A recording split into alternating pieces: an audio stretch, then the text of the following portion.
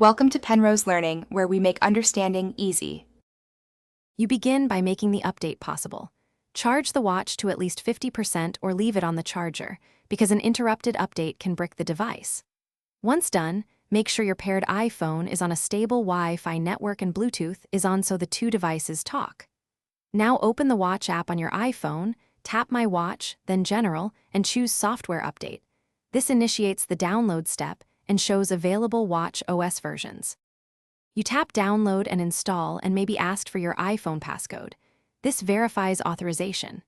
During the download and preparation stages, keep both devices close together and the watch on its charger so the battery stays stable. While the update installs, you'll see a progress wheel on the watch and a percentage in the Watch app.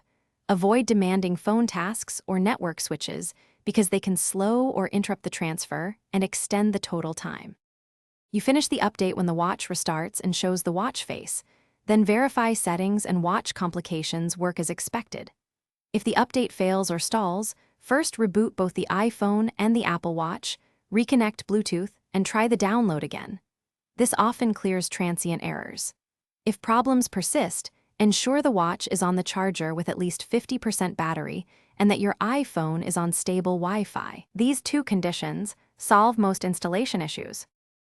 Thanks for watching. If this was helpful, leave a like and consider subscribing. See you next time.